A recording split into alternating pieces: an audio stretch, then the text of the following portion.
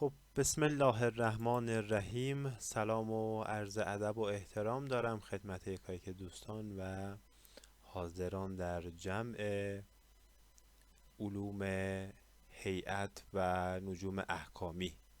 عارضم خدمتتون که در این جلسه نسبت به جزوه کوتاه و مختصر که برای شما ارسال شده در خصوص شرف و حبوطهای کواکب با هم دیگه صحبت قراره بکنیم.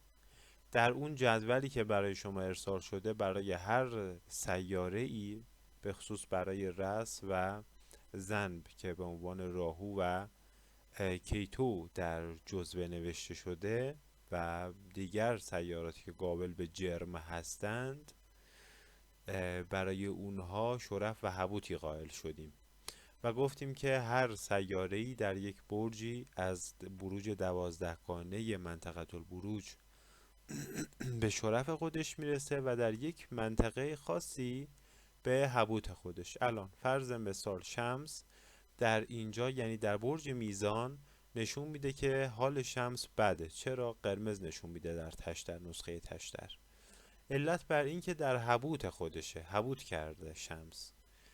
شرفش در برج یکه. حالا سر درجه هاش در سبک های مختلف علم نجوم و احکام نجوم اختلاف وجود داره که در چندمین درجهش در شرفه. اما در هفت، در واقع در 6 برج بعد خودش که میشه برج میزان، میشه حبوط اون. الان حبوط شمسه. خب و به تبع حال شمس که خراب میشه منسوبات معیوبی، منسوبات ناخوشایندی نسبت به حالت که در شرف خودش داره. مثال میگم در شرف خودش در نجوم اسلامی میگیم که شمس در 19 برج حمل در شرف خودشه. خب حالا این در سبکای دیگر فرق میکنه. مثل نجوم هندی اگر قراره که ما ادامه صحبت همون بر اساس نجوم هندی باشه، خب باید بگیم که شرف شمس در درجه 10 برج حمله.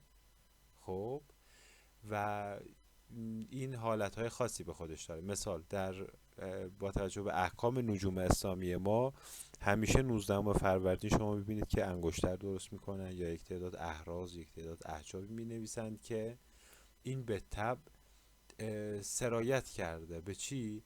به 19 فروردین ماه. و همه مردم ما، همه مردم ایران اعتقاد بر این دارن که 19 فروردین جایگاهیه که شمس در برج حمل قرار داره و به شرف خودش رسیده و اون موقع سعی میکنند که، حالا صحبت بسیار زیاد داریم در خصوص شرف شمس، این موضوع بسیار مفصله، ولی خب به تبع خواستم این رو توضیح بدم که هر برجی، در واقع هر کوکبی در هر برجی که شرفش باشه 6 برج بعد اون میشه چی؟ میشه حبوط شمس.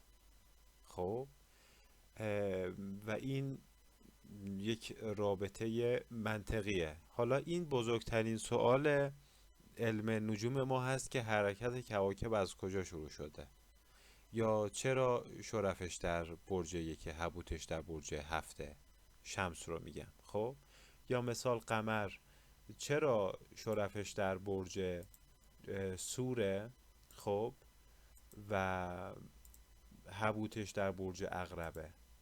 الان ببینید من یک رده قمر رو از برج حمل آوردم به برج سور، اینجا سبز برای من نشون داد. یعنی چی؟ یعنی در شرف خودشه. اگر من این رو به قدری جلو ببرم که به برج 8 برسه، خب نشون میده که رنگش تغییر پیدا میکنه و به حالت حبوط در میاد.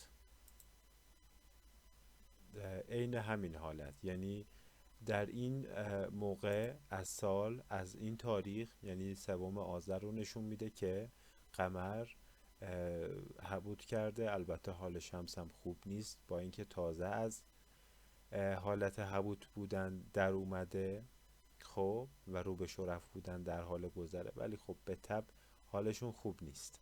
پس این جزوه صرفا اطلاعات کوتاهی است از اینکه هر کوکب کجا در شرف خودشه و در کجای منطقه البروج به حبوط خودش میرسه.